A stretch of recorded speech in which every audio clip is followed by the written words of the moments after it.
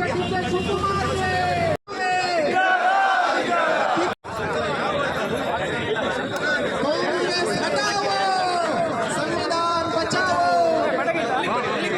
बचाओ डी.के. शिवकुमार हटाओ, संविधान बचाओ, डी.के. शिवकुमार हटाओ, संविधान बचाओ,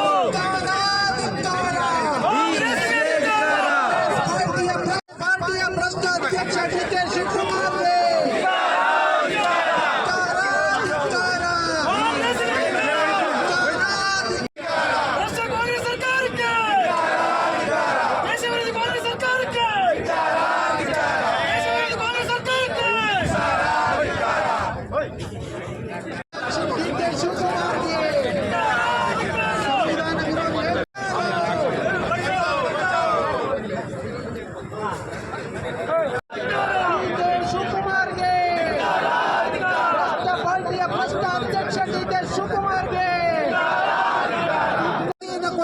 डी.के. शिवकुमार के संविधान बचाओ, कांग्रेस हटाओ, कांग्रेस हटाओ, बचाओ, धिक्कार धिक्कार, कांग्रेस पार्टी भ्रष्ट कांग्रेस अध्यक्ष डी.के. शिवकुमार के धिक्कार धिक्कार,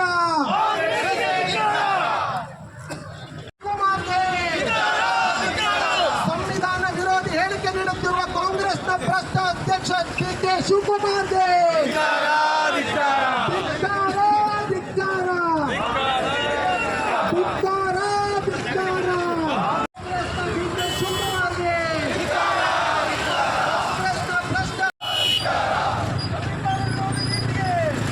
ಮಂಡಲ ಭಾರತೀಯ ಜನತಾ ಪಾರ್ಟಿ ಕುಂದಾಪುರ ಮಂಡಲ ಇದರ ವತಿಯಿಂದ ಇವತ್ತು ನಮ್ಮ ರಾಜ್ಯದ ಉಪಮುಖ್ಯಮಂತ್ರಿಗಳು ಕಾಂಗ್ರೆಸ್ ಪಕ್ಷದ ಅಧ್ಯಕ್ಷರೂ ಆದ ಡಿ.ಕೆ. ಶಿವಕುಮಾರ್ ಅವರು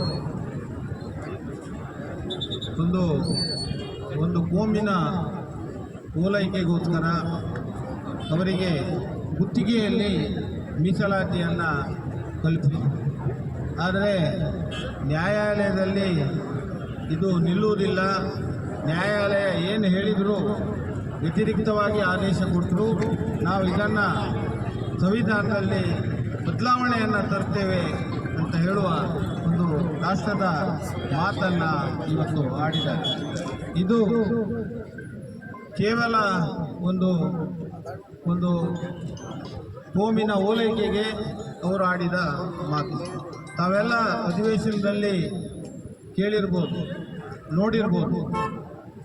ಮುಸ್ಲಿಂ ಗುತ್ತಿಗೆದಾರರಿಗೋಸ್ಕರ ಮೀಸಲಾತಿ 4% ತರಲಿಕ್ಕೆ ಹೋದಾಗ ಎಲ್ಲ ನಾವು ಶಾಸಕರು ಅದನ್ನು ಅಧಿವೇಶನದಲ್ಲಿ ವಿರೋಧ ಮಾಡಿದ್ದಾರೆ. ಆದರೆ ಬಹುಮತ ಅವರಿಗಿದೆ. ಬಹುಮತ ಇದ್ದಂತೇಳಿ ಅವರ ಒಂದು ದುರಾಂಕಾರದಿಂದ ಈ ಮಸೂದೆಯನ್ನು ಇವತ್ತು ಪಾಸ್ ಮಾಡಿದ್ದಾರೆ. ಆದರೆ ಅದರೊಟ್ಟಿಗೆ ಇವತ್ತು ಸಂವಿಧಾನವನ್ನು ಅದಕ್ಕೆ ಬೇಕಾದರೆ ನಾವು ಬದಲಾವಣೆ ಮಾಡ್ತೇವೆ ಅಂತ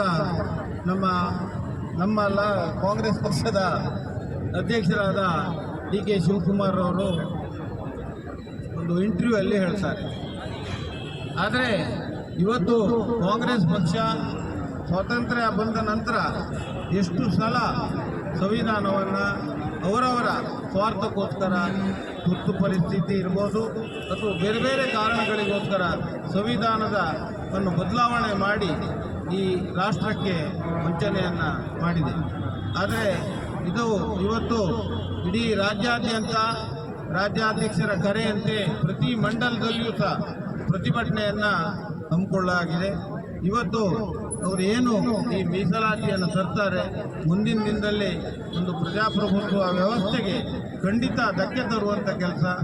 ಈ ಎಲ್ಲ ನಮ್ಮ ಪಕ್ಷದ ಕಾರ್ಯಕರ್ತರು ಇದರ ವಿರುದ್ಧ ಹೋರಾಟ ಮಾಡಬೇಕು ಅಂತೇಳಿ ಇವತ್ತು ಸಾಂಕೇತಿಕವಾಗಿ ಡಿ.ಕೆ. ಶಿವಕುಮಾರ್ ವಿರುದ್ಧ ಇವತ್ತು ಇಲ್ಲಿ ಮಂಡಲದಲ್ಲಿ ಪ್ರತಿಭಟನೆಯನ್ನು ಮಾಡ್ತಾ ಇದ್ದೇವೆ.